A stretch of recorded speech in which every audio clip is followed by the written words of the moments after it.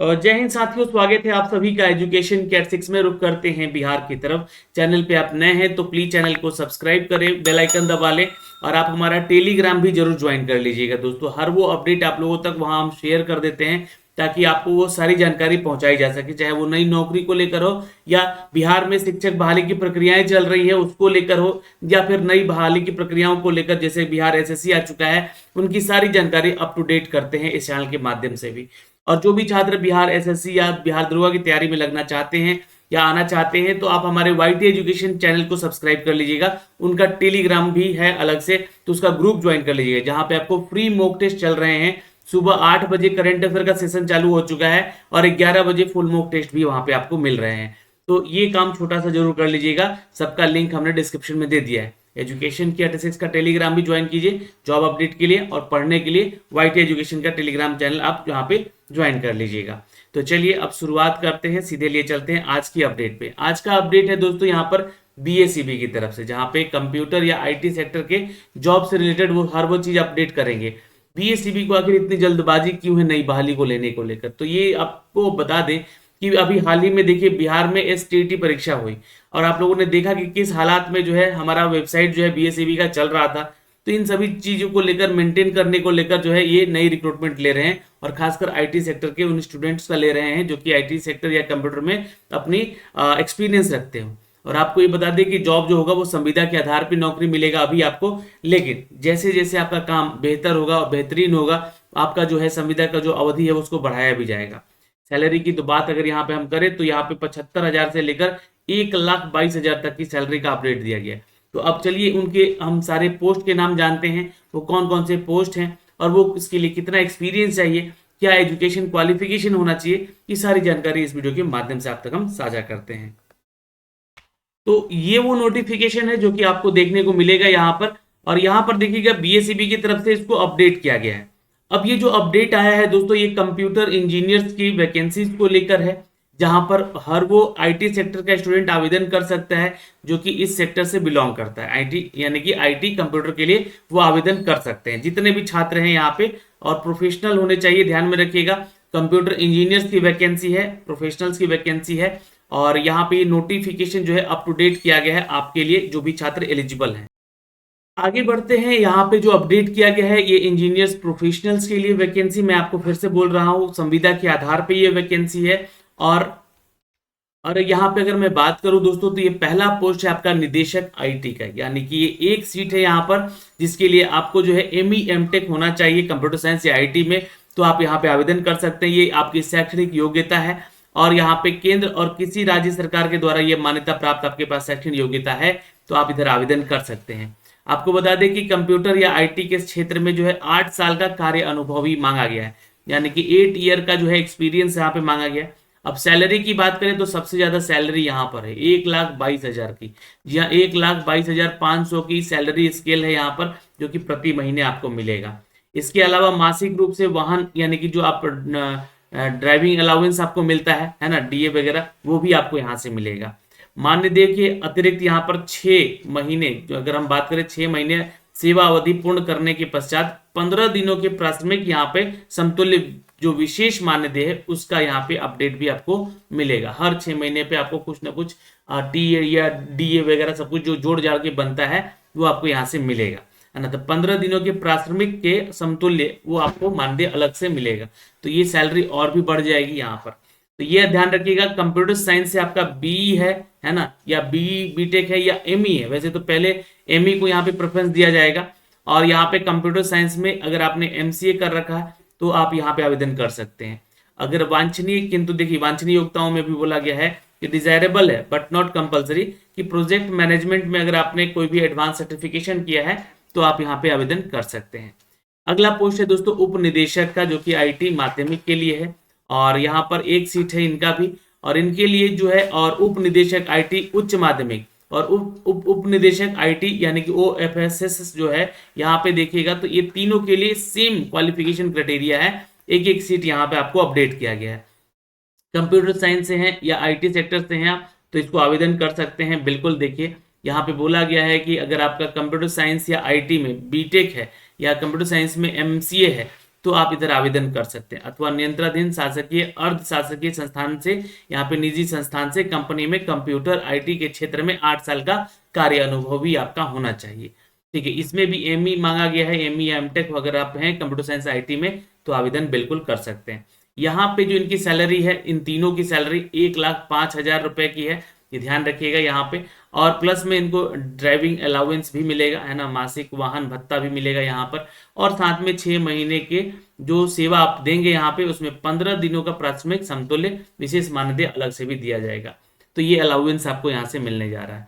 System analyst का post अब देखिएगा यहाँ पर है एक, और यहाँ पे सिस्टम एनालिस्ट उच्च माध्यमिक के लिए, माध्यमिक और उच्च माध्यमिक ये स्कूलों के लिए ही है, बट यहाँ पे आपको उनका जो है पूरा सॉफ्टवेयर हैंडल करना है, ये आपका जॉब प्रोफाइल होगा यहाँ पर।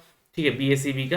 तो यहाँ पर जो देखिएगा एक एक वैकेंसी है इनके लिए, सिस्टम एनालिस्ट माध्यमिक के लिए और उच्च माध्यमिक के लिए भी। तो इनके लिए भी इनका जो है क्वालिफिकेशन एमई एमटेक चाहिए, और यहाँ पे अगर आपने बी बीटेक किया है तो भी आप आवेदन कर सकते हैं।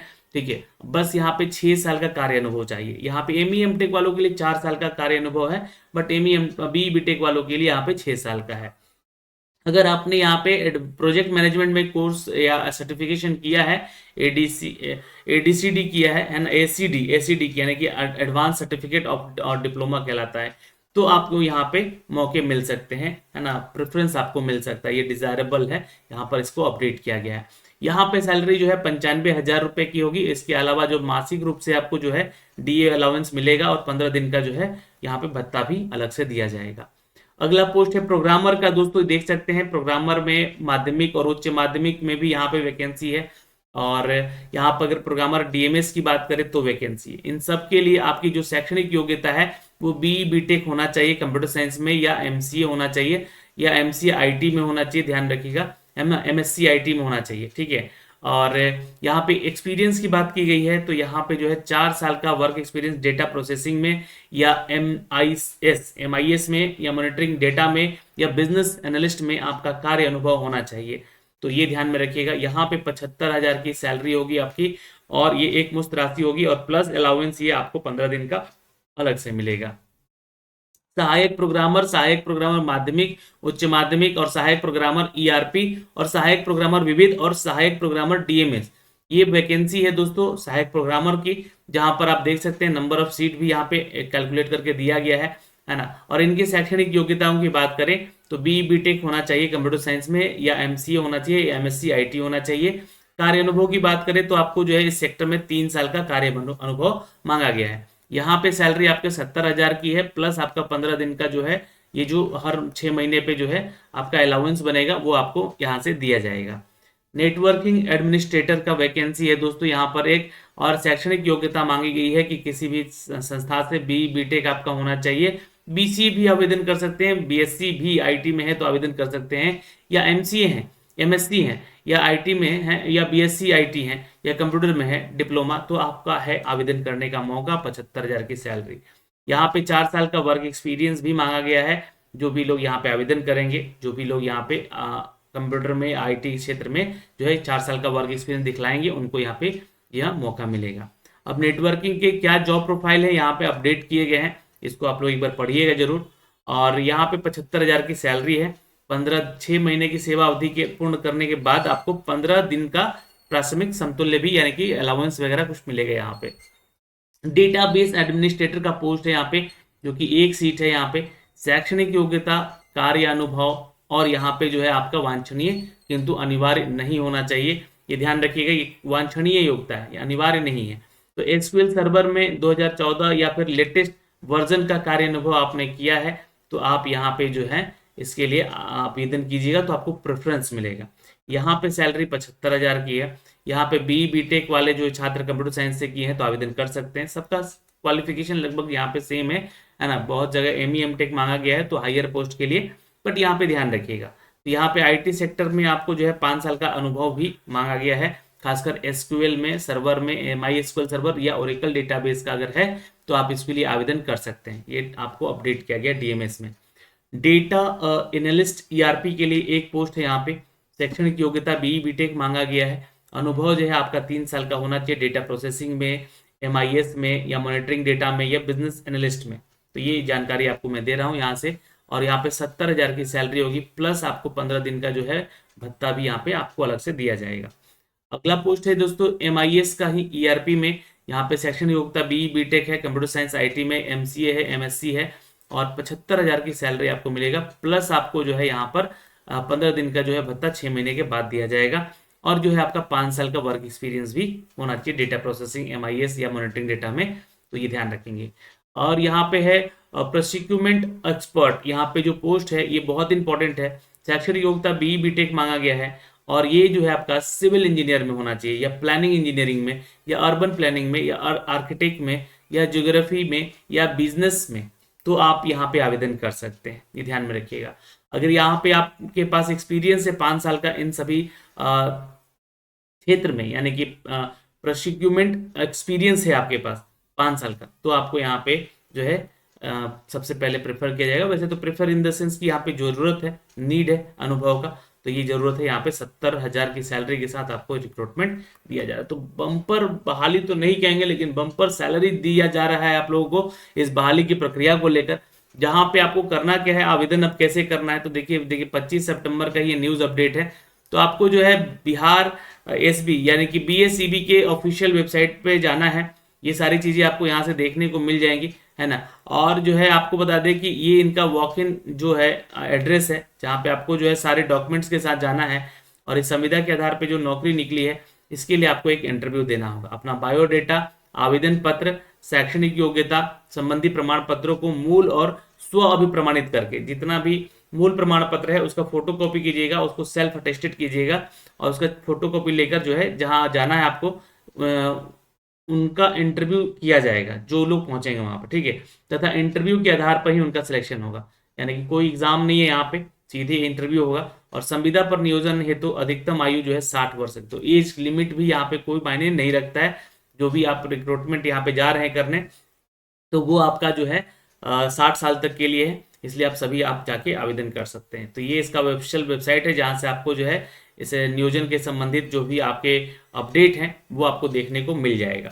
तो ये देखिए BSEB का ऑफिशियल वेबसाइट है दोस्तों, यहाँ से जो कि देख रहे हैं, और ऐसे ही कुछ नोटिफिकेशन आपके सामने आएगा। ये तो कोई और नोटिफिकेशन है, बट यहाँ पे करियर वाले सेक्शन पे आएंगे तो आपको जो है यहाँ पे देखने को मिलेगा ये नोटिफिकेशन, इनके इंटरव्यू को लेकर जो भी अपडेट यहाँ पे आपको किए जाएंगे। तो अभी फिलहाल अभी इसका अपडेट आया नहीं है, बट जैसे ही नोटिफिकेशन अपडेट आएगा हम आप तक लिंक भी शेयर कर देंगे अपने टेलीग्राम पे। तो इस वीडियो के माध्यम से जो है हमने आपको ये जानकारी दी है, तो प्लीज़ वीडियो को शेयर भी कर दीजिएगा। नई बहाली है, नई प्रक्रिया है, नई एक्सपीरियंस के साथ आप यहाँ पे ज्वाइन भी कीजिएगा। जय हिंद।